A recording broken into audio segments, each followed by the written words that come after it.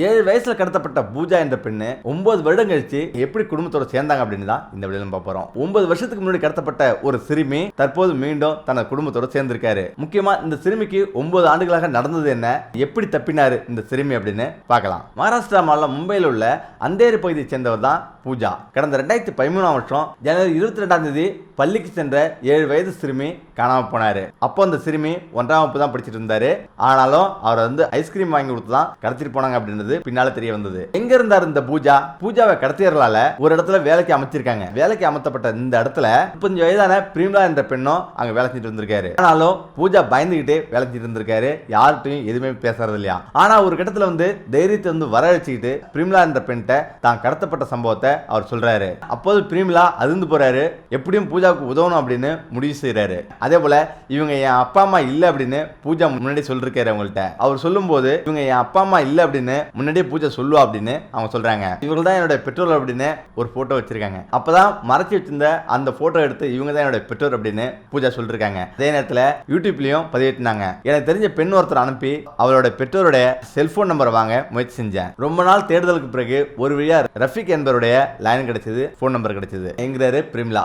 முக்கியமா யார் இந்த ரஃபிக்? பூஜா வீட்டுக்கு பக்கத்து வீட்டுக்காரர் தான் இந்த ரஃபிக். அவர் தான் இந்த இணைப்புக்கான அடுத்த கட்ட வேலையை தொடங்கினாரு. ஆனா ஒரு ஷாக்கிங்கான விஷயத்தை வச்சிருந்தாரு இவரு. அடுத்த நாள் பிரிமிலாவும் பூஜாவும் வேலைக்கு வந்ததும் இன்னைக்கு நான் உன் அம்மாவுக்கு வீடியோ கால் பண்ண போறேன் அப்படின்னு இன்ப அதிர்ச்சி கொடுத்திருக்காரு பிரிமிலா. ஆகஸ்ட் 4, 2022 அன்று காலை 10 மணிக்கு ரஃபிக்கு வீடியோ கால் செஞ்சாரு பிரிமிலா. அழைப்பு வந்ததும் பூஜாவின் இல்லத்துக்கு ஓடி பூஜாவோட தாயிடம் போன தந்தாரு ரஃபிக். ஆனா பூஜாவோட தாயால நம்பவே முடியல. தனக்கு என்ன செய்யறதுன்னு தெரியல அப்படின்னும், யாரோ ஒரு பெண் தன் மகள்னு சொல்றா, இதை நினைச்சு சிரிக்கிறதா அழுவுறதா என்ன தெரியல அப்படின்னும் தாய் பூனம் கதறி இருக்காரு. அதே நேரம் முதல் முறையா பூஜாவோடு வீடியோ கால்ல பேசினாரு தாயான கவுட். அந்த வீடியோவை தான் இன்னொரு மொபைல்ல பதிவு செஞ்சாரு ரஃபிக். தாய் மகளும் வெடித்து அழுது கண்ணீர் மல்க பேசிக்கொண்டாங்க. இந்த செய்தி வீதி எங்கும் வேகமா பரவச்சு அக்கம் பக்கத்து உறவினர்களும் நண்பர்களும் பலரும் சூழ்ந்து வந்தாங்க. தாய் பூனத்துக்கு ஆதரவா நின்னாங்க. சில பேர் வீடியோ கால்ல பூஜாவை பார்த்துட்டு இவள் தான் பூஜா, அவ அப்படியே இருக்கிறா அப்படின்னு சொல்லியிருக்காங்க. பின்னர் தான் மகளிடம் கேள்வி கேட்க தொடங்கினாரு பூனம். என் பெயர் என்ன சொல் அப்படின்னு அவர் கேட்டிருக்காரு. பூனம் என்று அழுதபடியே சொல்லியிருக்காங்க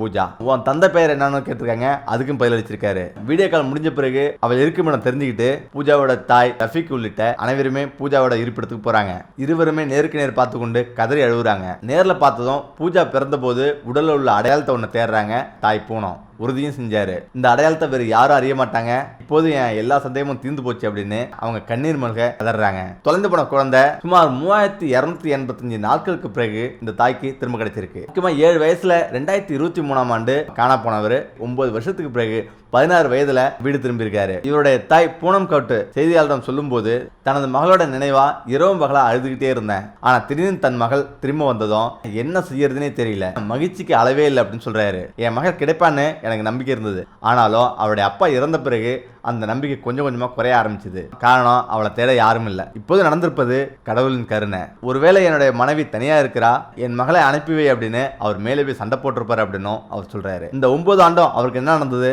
தனக்கு என்ன நடந்தது அப்படின்றத அவர் விவரிக்கிறாரு. அன்று எனக்கு ஒருத்தர் ஐஸ்கிரீம் என்கிட்ட கொடுத்தாரு. கொடுத்துட்டு என்னை பஸ்ல ஏத்தினாரு. ஏறின பிறகு நான் அழுதுகிட்டே இருந்திருந்தேன். 3 நாள்ல என்னை கோவாவுக்கு அழைச்சு சென்றாங்க.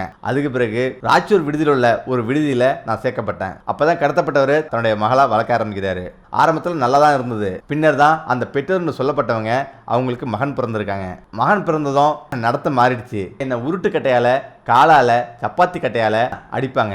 தலைமுடியை இழுத்து போட்டு உருட்டு கட்டையால அடிக்கும் போது முடியிலிருந்தும் தலையிலிருந்தும் ரத்தம் வழியும் அப்படின்னு அவர் தெரிவிக்கிறாரு. இதற்கு தான் பூஜாவின் குடும்பத்தில் கொடுத்த புகாரின் பேர்ல தற்போது ஹாரி மற்றும் சோனி நண்பர்கள் மீது மும்பை போலீசார் நடவடிக்கை எடுத்திருக்காங்க. பூஜாவை தாக்கிய சோனியை காவலில் வைக்கப்பட்டிருக்காங்க. கைது செய்யுமாறு பூஜாவோட குடும்பத்தினர் கோரிக்கை வச்சிருக்காங்க. மேலும் போலீஸ் கூறும்போது தங்களுக்கு குழந்தை பிறக்கலன்றதால கடத்தியவங்க பூஜாவை எடுத்து சென்றிருக்காங்க. பின்னர் தான் அவங்களுக்கு குழந்தை பிறந்ததும் அவர்களோட நடவடிக்கை முற்றிலும் மாறி இருக்கு அப்படின்னு சொல்றாரு காவல் ஆய்வாளர் மிலிந்த் குட்டே.